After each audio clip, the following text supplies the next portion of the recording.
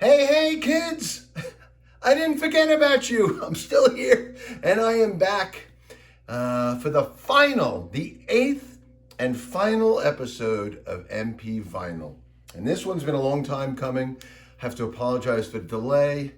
Once these things become like homework hanging over my head, then I start to not want to do them. But I know a lot of you have been waiting for this final episode, and I have been as well, because it's kind of unfinished business. I went through 7 rows. How could I not complete the series with the 8th and final row? So let me get all the usual disclaimers out of the way. If you've been watching this series, you know this is all of my new reissued vinyl. Elsewhere in this crazy museum I have here, I have all my old original vinyl from the 60s and 70s and 80s.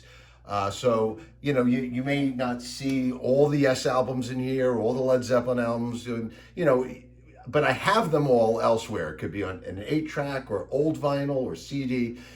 These here, for the purposes of this series, are just the new reissues that have come out in the last 10, 15 years or so, since vinyl's had its resurgence. So that's the main disclaimer. The other thing is also, I don't look ahead, so I haven't preconceived any thoughts, or I don't even know what's coming up. And so sometimes my facts may be slightly off, because it's just all off the top of my head and this crazy elephant memory. So if there's a fact one or two facts that I have wrong, you'll probably point it out in the comments, and I might even as well. But let's dive in. So we are T through Z. This is the end. Da-da-dum. Well, actually, that was the D section. All right, so let's dive in. And starting, we last episode ended with Transatlantic, actually with the new one that just came out. So after TRA, we have TRI. And we're starting with an obscure one. This is a band called Triggerfinger. They're from Belgium. And about 5 years ago or so, I was playing a festival in Belgium with the Winery Dogs, and Triggerfinger were on right before us. And I remember sitting in the dressing room and hearing them playing, and I was like, who the hell are these guys? I ran to the stage and watched their whole set. You couldn't peel me away. I was blown away. They were kind of like Queens of the Stone Age meets Muse, with a little bit of like Nirvana thrown in there. Really cool trio.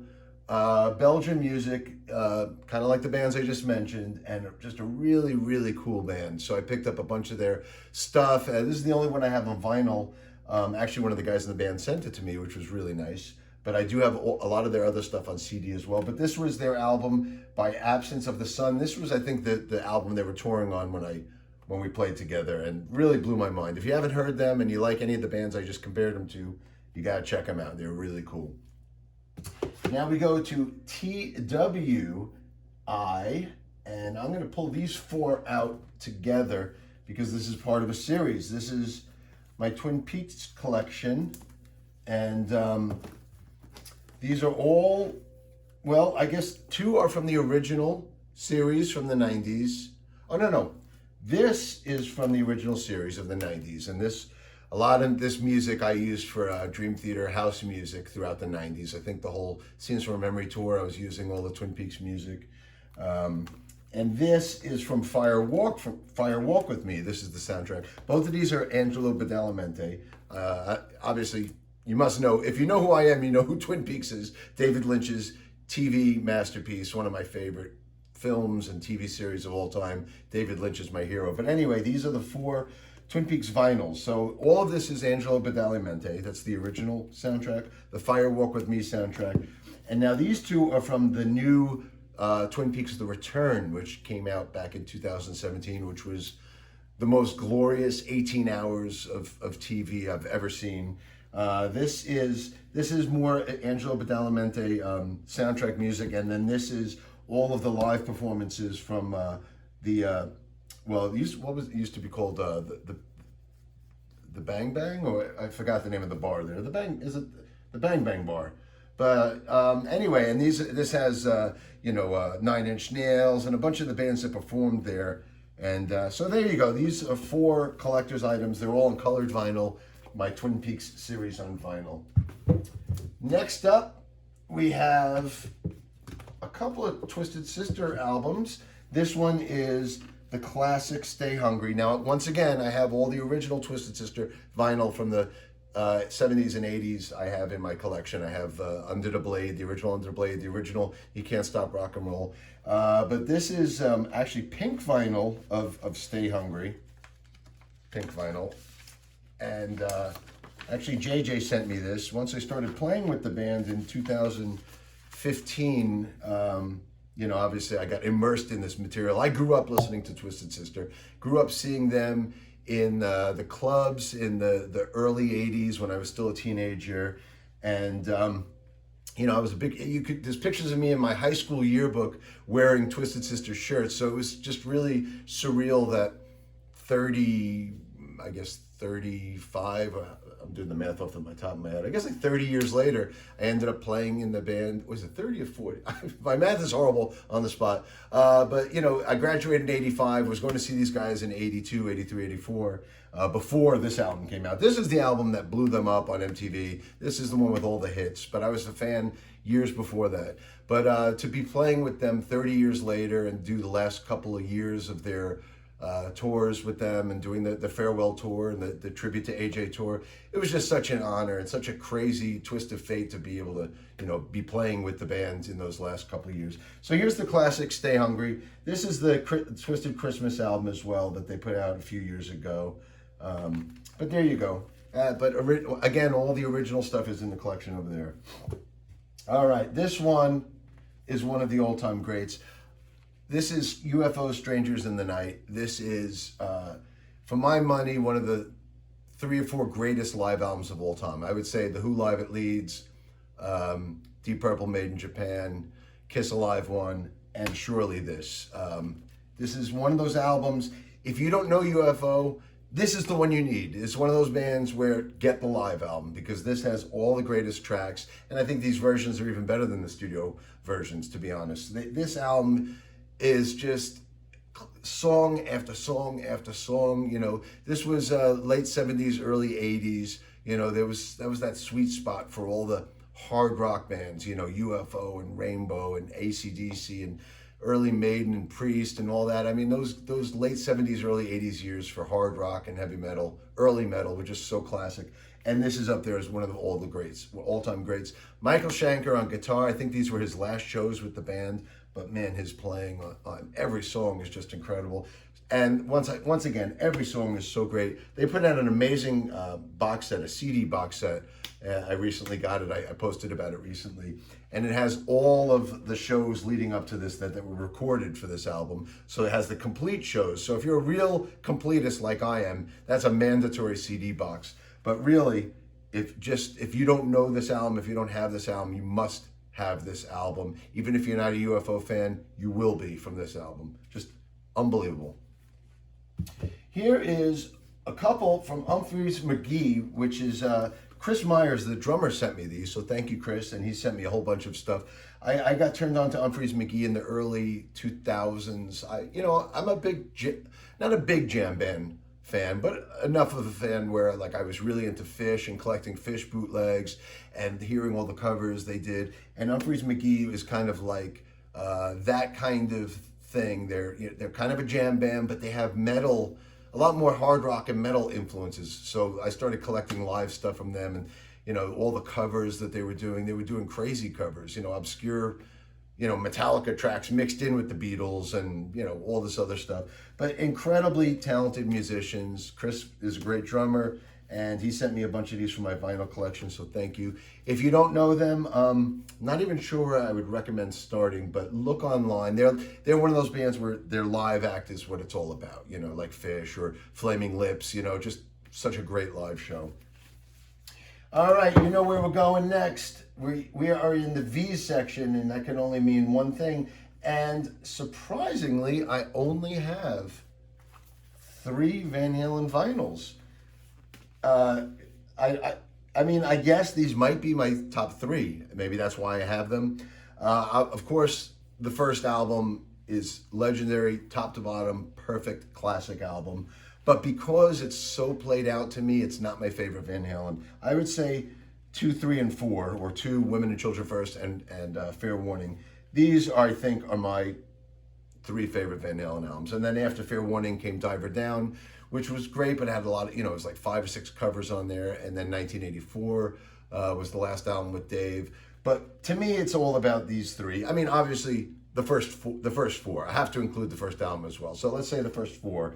But these are the ones with the deep cut. I mean, I love Van Halen 2. I love DOA and Out of Love Again and Light Up the Sky. I mean, I love those. Beautiful Girls, Woman in Love. Women and Children First. I mean, obviously, Tora Tora and Loss of Control is incredible. I did that with PSMS. And The Cradle Will Rock I've done with Sons of Apollo. Romeo Delight I did with Adrenaline Mob. So this one has so many classics. I also love the deeper cuts, Fools and, Could This Be Magic in a Simple Rhyme. So great. And then I guess if I had to pick, this is probably my favorite Van Halen album. Fair Warning to me is so classic. Mean Street and Unchained are absolute all-time classics. So This Is Love, Sinner's Swing, Hear About It Later, and even the crazy deep tracks like Sunday Afternoon in the Park and One Foot Out the Door. One Foot Out the Door has some of my favorite drum fills ever. Alex has always been one of my favorite drummers. I think he's so incredibly underrated. And of course, this past year, losing Eddie was just devastating. One of the biggest losses in music in recent times. But anyway, these are the classics. I love Van Halen so much. And I love the later stuff with Sammy Hagar as well. But really, to me, it's about the first 4 to 6 albums. Just classics. Okay, now we're going to W. This is the only Watchtower new vinyl I have. I have the original Energetic Disassembly and Control and Resistance. I think those were the first 2 albums from the 80s when Jason McMaster was in the band. But this is, I guess Ron Jarzombek sent me this when they reunited and put out a new album. So this was the latest album that they put out a couple years ago when they reunited.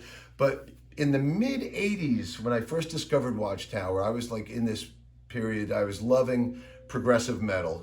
Dream Theater, we had just put the band together, and there wasn't much other progressive metal at the time. There was Fates Warning, Queensryche, and I discovered this band from Texas that were just like Rush on steroids. So if you've never heard Watchtower, it's some of the craziest playing ever. And like I said, this is the new stuff, but the original 2 albums are classics for early prog metal.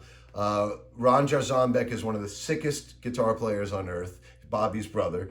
Doug Keyser on bass, Rick, the drummer, is just so incredible.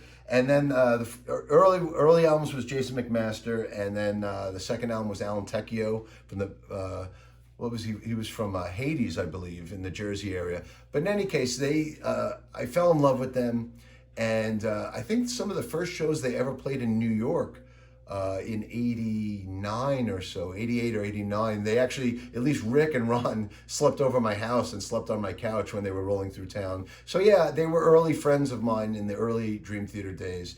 And if you don't know Watchtower, pick any of it up. It's like the sickest musicianship on earth, Rush on steroids. Just picture that. Now we go from the sickest prog to my soft spot for power pop. Oh, actually, I got their latest one over there. I got to go get it. But let's start here at the beginning. Weezer, even though it's the total opposite of prog, I still have such a soft spot for power pop. And these first 2 Weezer albums are absolute classics.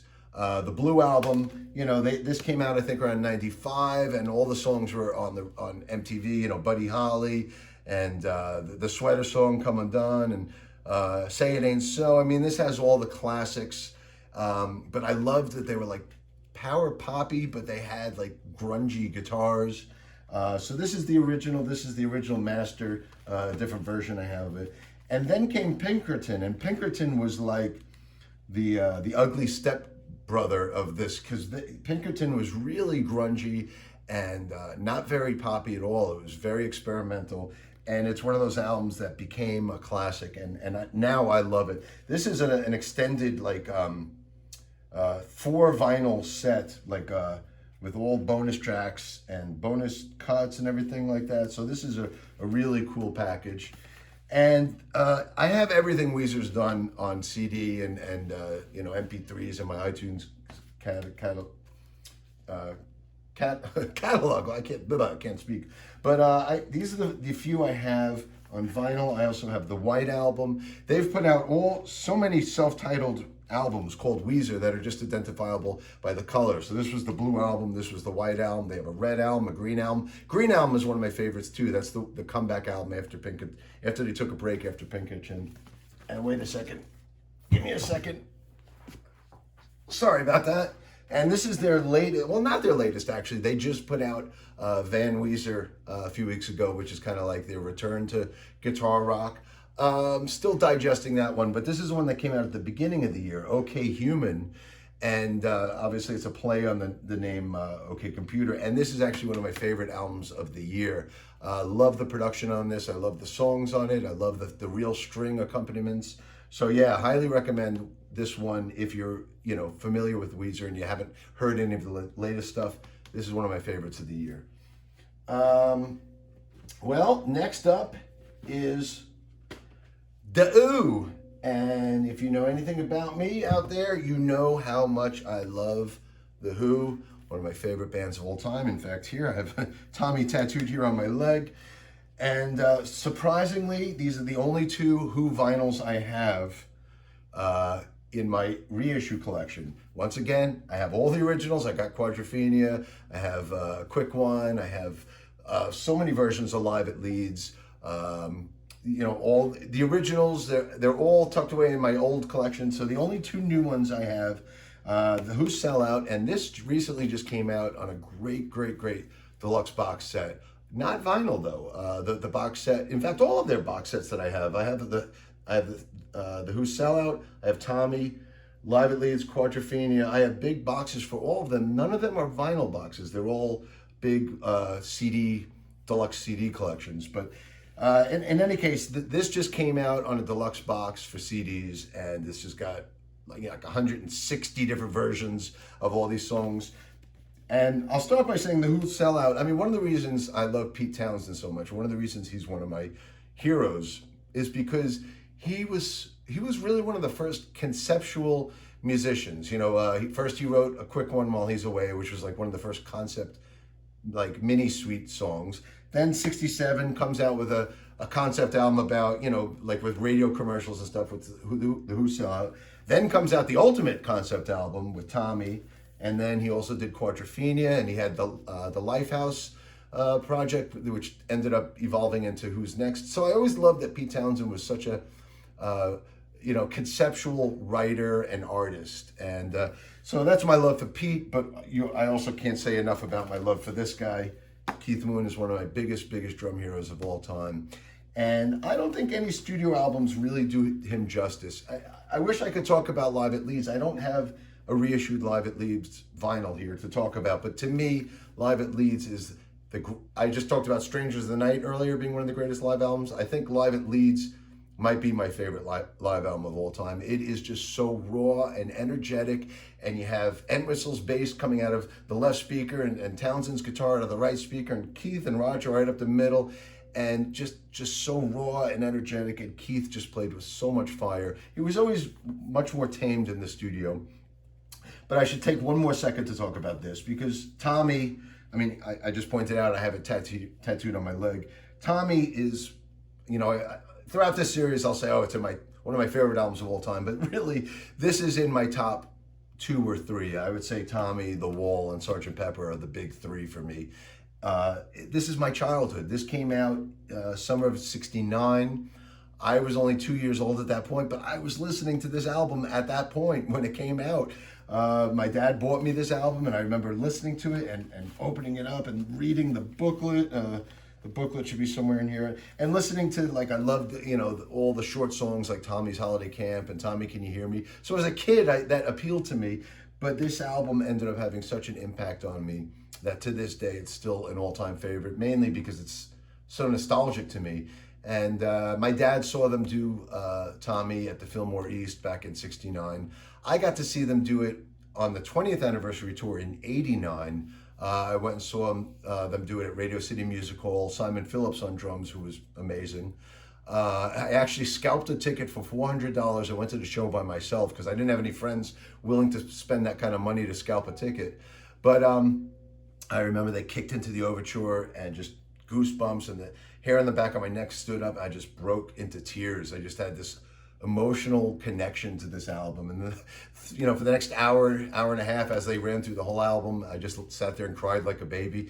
I still have the same effect if I see Tommy the movie, or I went and saw Tommy the Broadway show. Same thing. It's just such an important album for me in my childhood and my life. So anyway, as much as I love The Who, these are the only two I have on new reissues here.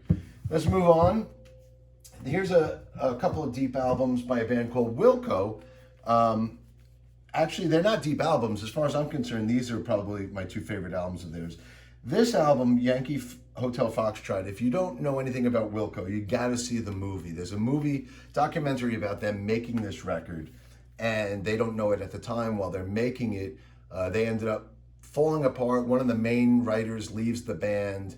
The record company refuses to put the album out, and it ends up becoming one of their biggest albums. What's the name of that documentary? It's called, I can't remember offhand, but it's a great documentary. Look it up, and it's all about the making of this album. And then this is an album they put out a few years later, Sky Blue Sky. I mean, if you don't know Wilco, it's very moody, mellow. If you're in the mood for just something mellow, like, some of those early Beck albums I talked about when Beck was doing like his Chris Christopherson kind of Gordon Lightfoot, kind of thing. Well, that's kind of what Wilco is. The drummer is amazing, really does really innovative kind of drumming, trying different things, different instruments for percussion. Anyway, highly recommend either of these albums, and highly recommend the documentary, one of the best rockumentaries I've ever seen, which I can't remember the name of. That one? I'm going to find this out, damn it. Hang on. Here it is. I'm about to break your heart. That's the name of the documentary. Hey, and while I got up, I also realized I have this. Even though I don't have this as new vinyl, going back to The Who for a moment, I do have an old copy of Who's Next, as well as an old copy of Tommy, signed by both Pete Townsend and Roger Daltrey. So I could show that off. And this, I love it. Pete wrote, "Hey Mike, I love you." Wow. Pete Townsend loves me. This is the... I love you too, Pete. All right, so just to complete my Who vinyl collection, even though this isn't new vinyl, I did see this as I just got up and grabbed something, so figured I'd show it off. All right, here's a weird one. The Willy Wonka and the Chocolate Factory soundtrack. This was a favorite movie of mine. I guess it was, 73 or so. 71. And when I was a kid, the three movies that we would wait for every year to come on TV, because we didn't have DVDs, we didn't have videotapes back then. So if you wanted to see a movie, you had to see it when it was in the theater, or you had to wait for network TV to show it like once a year. The three movies I always waited for every year was The Beatles' Yellow Submarine, The Wizard of Oz, and Willy Wonka and the Chocolate Factory. And this movie had a profound effect on me when I was a kid. First of all, the scene when they go into the scary tunnel scared the crap out of me. But really, I love the songs. This is just so nostalgic. I mean, Cheer Up Charlie and I Got the Golden Ticket and Pure Imagination. Actually, that's a great tune. Gene Wilder singing Pure Imagination. It's a classic movie. I know Tim Burton remade it with Johnny Depp, which was cool, but there's nothing like the classic. Gene Wilder was the ultimate Willy Wonka. And like I was mentioning with Tommy, it just brings back such childhood memories. So this is a classic. Just couldn't resist getting this on vinyl. All right, some modern prog for you guys out there. Steven Wilson's solo albums. This was The Raven That Refused to Sing, which is probably my favorite solo album of his. This was the first one he did with Marco Miniman and Guthrie Govan, and I think Nick Beggs played bass on it. Yeah, I mean, what a band. I mean, this band, when they came out with this album, it was like, wow. It was like, kind of like fusion musicianship playing prog. So this is my favorite. I love the tunes. I love Luminol. I love Drive Home, the guitar solo, and that's incredible. And then the title track is just so beautiful. Now, I know a lot of people love this album even more. This is Hand Cannot Erase. Also a great album. Also very, it was a very, very what's the word I'm looking for? It was a very brave album, you know, a concept album, and Steven Wilson was trying new things. So I know it's a great one, but personally I prefer this one. But these are two of Steven Wilson's best albums, in my humble opinion, from his solo catalog. Here's one that might surprise you that I have, the Amy Winehouse classic Back to Black album. I was never a big Amy Winehouse fan when she was alive, and after she passed came out this amazing documentary just called Amy, and I saw the documentary and it blew my mind. I didn't realize what a gift she was. I mean, she was just an old soul, you know, singing like Billie Holiday. You know, she sang like she was this 50-year-old black woman with so much soul and life, yet she was, you know, in her 20s or even late teens when she started. So I was really, really blown away by her talent. And you know, before I knew anything about her, I just figured she was like a pop singer like Katy Perry or Britney Spears or whatever. I didn't realize she had such an incredible jazz background, and this music is really based in jazz. And she also was a great guitar player as well. So I recommend the movie, the documentary Amy, if you haven't seen it. Amazing documentary. And once you see that, this is the album to get. I mean, this was the album that broke her and blew her up and also broke her down, and ultimately such a sad, tragic early ending to such a talent. And I think she's in the 27 Club along with Janis Joplin and Jimi Hendrix and Kurt Cobain and Jim Morrison. I believe she's in that sad club as well. But anyway, if you don't know this, it's a great, great, great album. Some of my own stuff is next. The Winery Dogs, yes. We only have 4 albums, 2 studio and 2 live, and they're all here on vinyl. So I guess I'll talk about all 3. Let's see, I'm trying to give you a visual here. Ta-da! So there you go. This is the first one. This was, I think we made this in 2012. It came out in 2013. Billy and I had done some stuff together. We had done the PSMS tour. We had done my Rush, my Who tribute band, but we had wanted to do like a real original band. And before the Winery Dogs, I was working with John Sykes, and that never took off. But I brought Billy in to work with me and John, and then the whole thing never panned out with Sykes just because it was hard to get him motivated. Here we are 10 years later, and I think he still has yet to put out a new album. So me and Billy got impatient waiting for John, and Eddie Trunk suggested Richie Kotzen, which was a brilliant suggestion because we wanted a singer, songwriter, guitar player, frontman, and Richie checks all those boxes with a giant check because he is such a talent. And before we did the Winery Dogs, I think people just kind of knew him as the guitar replacement in Mr. Big and Poison, but didn't realize what soulful writer and singer and player he is. I mean, he really is cut from the cloth of like, Prince or Stevie Wonder. So this is such a great band. Me and Billy get to be our Keith Moon and John Entwistle rhythm section with Richie, fronting the band with this funky Sly Stone Prince vibe. And so this is the first album. So many great tunes on here. Elevate, Desire, I'm No Angel. I mean, a lot of classics here. Time Machine. After the first album, we put out this Unleashed in Japan. This was actually recorded our second show ever. It was in Tokyo, and they filmed it for a DVD, and then we ended up putting out some of it as this special edition vinyl, live vinyl. Here was the second album, Hot Streak, and we made this, I think, in 2015, and it's another great songs on here. Oblivion, Captain Love, Hot Streak, I mean, Empire, just great song after song after song. I mean, I think we really have something special with this band. And after Hot Streak, we put out, this was the live in Santiago, DVD and Blu-ray, so it has all the songs from the concert, but it's pretty much, also has everything we did left over through those years for the first 2 albums, 2013, 2016. Some leftover tracks is in a Dog Years EP with The Game, Solid Ground, our cover of Love is Alive, which I love, our cover of Bowie's Moon Age Daydream that we put together right after Bowie died. So there you go. So far we only have 2 studio and 2 live albums, but hopefully, fingers crossed, some more Winery Dogs coming soon. I hope so, because I love this band, and I know a lot of people do. All right, we're coming into the Y section. You could guess what that is. I'll take all these out, and basically this is all of the Steven Wilson remixes and reissues. Oh, wait, we got a sneak preview here. Getting ahead of ourselves here. I'll put that down. But here we go. So this actually came in a Yes box set. Let me just pull a bunch of these out here for the photo op.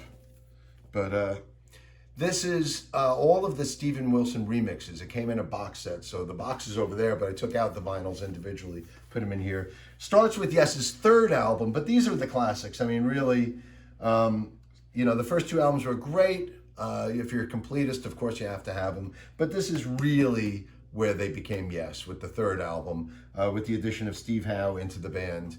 And, you know, the Yes album and Fragile, they put out both of these albums in '71. To put out two incredible prototype Prague albums the same year just shows, you know, the creativity they were firing on, especially when Rick Wakeman joined the band.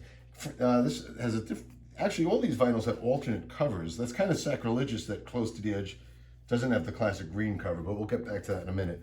But yeah, Fragile, I mean, this was the first album with Wakeman in the band, and these two albums are, for my money, the quintessential lineup of John Anderson, Bill Bruford, Chris Squire, Steve Howe, Rick Wakeman. These are the two albums they made. Fragile was the first one, and apparently legend has it they wrote Heart of the Sunrise and Roundabout in their very first rehearsal together, which is insane, because those are two of the greatest Prague songs ever written, and to have written them the same day, incredible.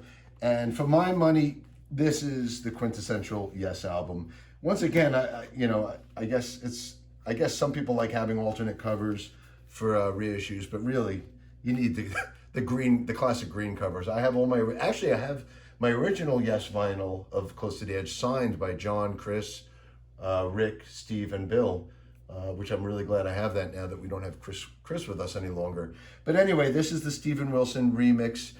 I mean, this is one of the greatest Prague albums of all time. This is in my top, top 20 of all time. But in terms of Prague albums, I think it might be my favorite Prague album of all time. It's just pure perfection. 3 songs, the title track Close to the Edge, which at the time seemed like so long. It was about 17 minutes. Now by today's standards, I seem to have one of those on every one of my albums these days. But back then, it was like the quintessential side-long epic.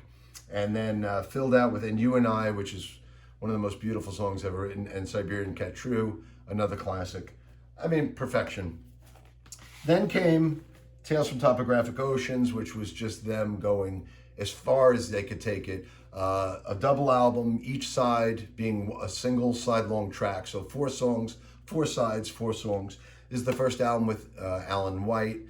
And, a lot of Prague purists love this album. A lot of Prague purists hate this album. I'm somewhere in the middle.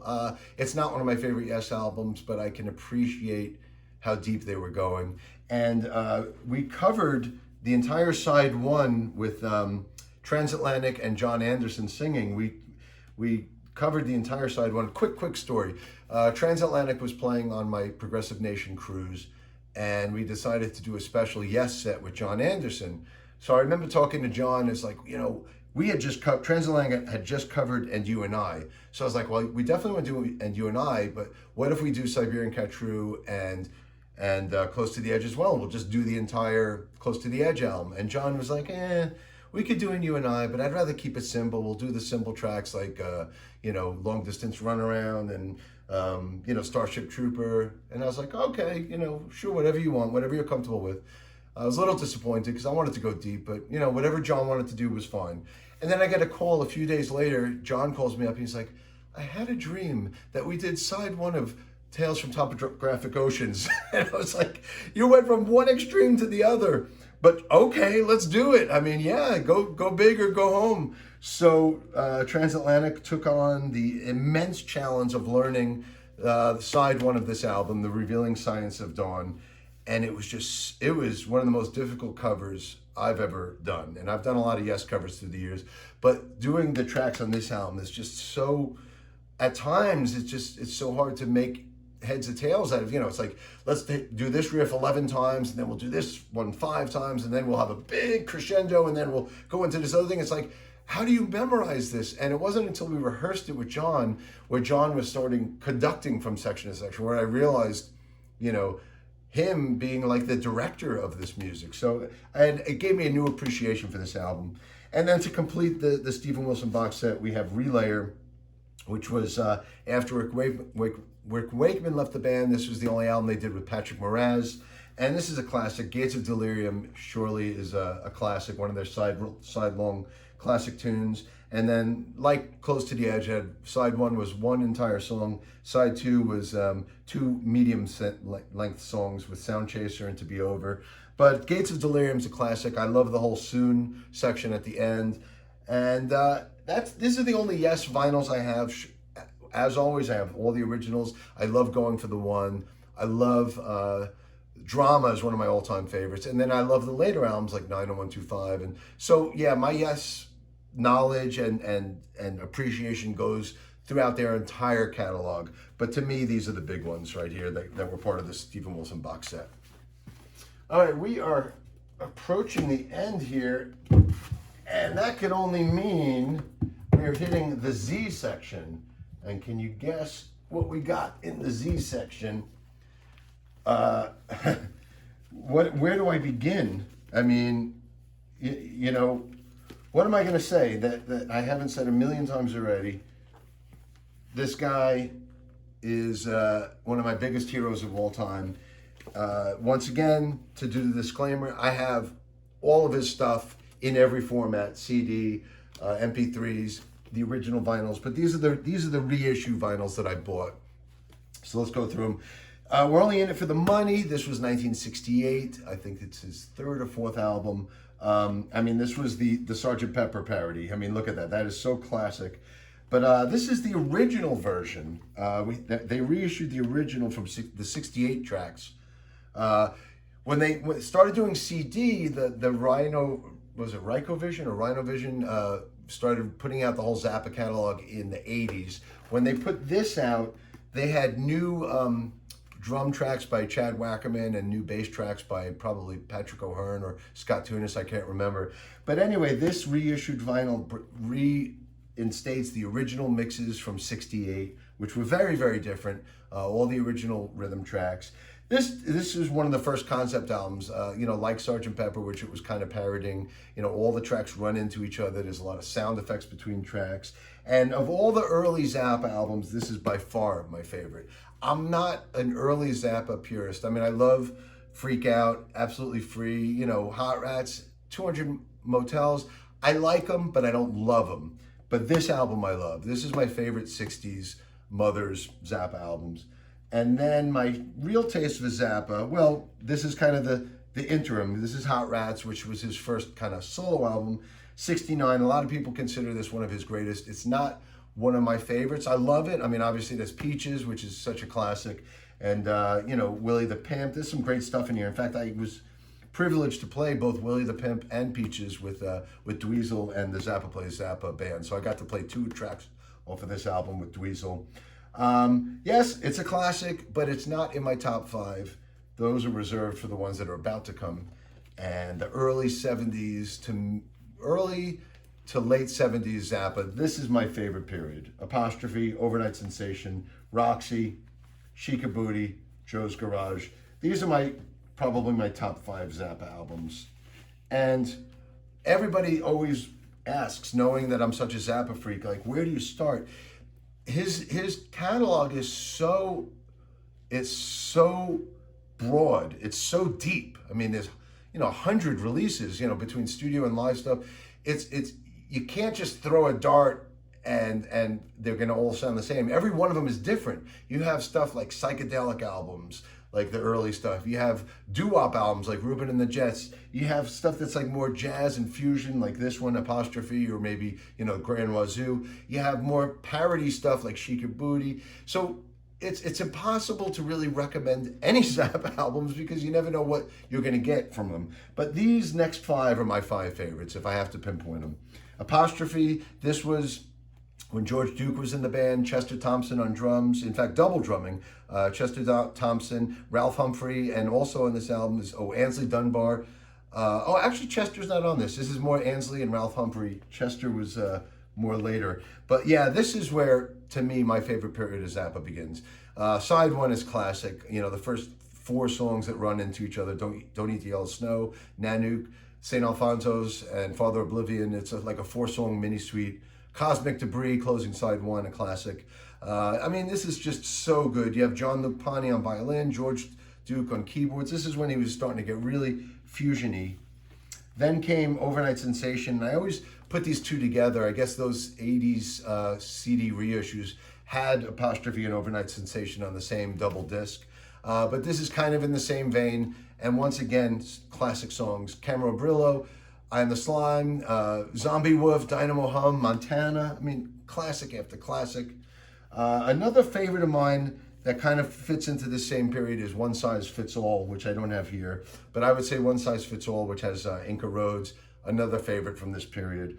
And then Roxy and Elsewhere is the live album of this band in general. I mean, Zappa's band was always changing, but this was George Duke, Ruth Underwood, and this was Napoleon Murphy Brock, and then the double drumming of Ralph Humphrey and Chester Thompson. One of the great live albums, again, of all time. And this just showed that band at their most furious. I mean, just incredible. I love the entire side 2, which is Village of the Sun, Echidna's Offs of You, Don't You Ever Watch That Thing. Just so much great stuff on here. Side 2 is my favorite, but amazing live album. And sure enough, they've put out all of the Roxy tapes since then, which is so great. And then this was the first album I discovered of Zappa. This was around 78, I believe. And this turned me on to Terry Bozzio. Terry joined the band, I think, around Bongo Fury, maybe, or definitely by Zoot Allures and Live in New York. But this was the album that introduced me to Terry and introduced me to Zappa. I was first drawn to the silliness of the lyrics, you know, hearing him singing about, Jewish princess or Broken Hearts Are for Assholes is on here, and Bobby Brown. So yeah, at first I was just this, 10-year-old kid, whatever, this amused by the lyrics. But then I started listening to the drumming, and I started picking up all the things that Terry Bozzio was doing. And you had Tommy Mars on keyboards and Adrian Blue on guitar. So then I started to appreciate the playing on this. And it's one of my favorite Zappa albums. And I think it's one of his biggest selling ones. But once again, I got a chance to do Bobby Brown and Broken Hearts for Assholes with Dweezil and Zappa Play Zappa. And you could see that, you can find that on YouTube. Some of my most fondest live experiences playing those tunes with those guys.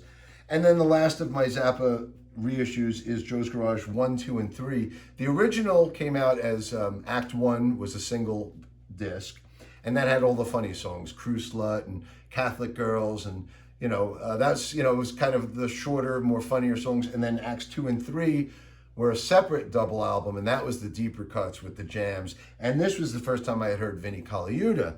And Vinny's drumming on this, especially Acts 2 and 3, are just mind-blowing. I mean, that's how I learned really intense odd time signatures like Keep It Greasy, which was the first time I'd heard 1916 and 2116.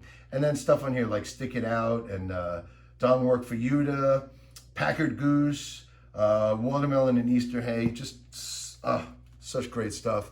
Concept album too, futuristic story about having sex with industrial appliances. Only Frank Zappa would write about that. And a song like Why Does It Hurt When I Pee? Yeah, so this is, classic Zappa. So there you go. That's my favorite Zappa period, but I love everything he's done. He's one of my biggest heroes of all time. But there's a taste of the Zappa reissues in my collection. And you'd think we'd be ending with Zappa, but there's still other Z's back here. This is the Zombies, Odyssey and Oracle. And I just started doing a new series on my socials where I'm doing the year in music. I go through each year. And this was one of the greatest albums of the year it came out. This was from 1968. this is a classic, a psychedelic classic. You probably know a couple of the hits on here. Time of the Season was a big hit, and opening track, Care of Cell 44 is a great one. But I love this whole album. This is just such a classic 60s psychedelic album, and the great songs. And yeah, just if you're not familiar with 60s psychedelia, this is one of the greats. And I think we're approaching the end here. Yeah, this is the end. So this is the last. It's actually a Rob Zombie trilogy.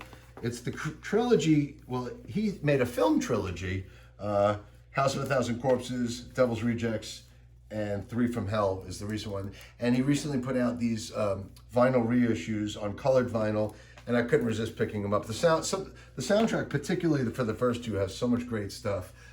Midnight Rider from the Allman Brothers, and got Three Dog Night, and Fooled Around and Fell in Love, and Terry Reid and David Essex. I mean, great stuff. So the first one is a lot of Rob Zombie stuff, but I think this is my favorite of the three soundtracks, Devil's Rejects. And his films are great. I love, I'm a big B-movie fan and kind of cult film, and obviously Rob Zombie is the king of that. So there you go. We did it. We have come to the end of the MP vinyl series. I'm not making any promises, but I might do a couple of special editions going through some of the box sets, because I have some great vinyl box sets over there that I should probably go through to really be a completist. And I'm debating on maybe doing a Blu-ray series as well, going through some of my favorite directors. So this has been fun. It's been a chore, but I know it's been a lot of fun for me, and I think a lot of fun for you guys as well. As I always say, hopefully you saw some of your favorite albums here, and hopefully even better, you learned about some stuff you didn't know and are now turned on to it, and you'll go check it out. That's what it's all about.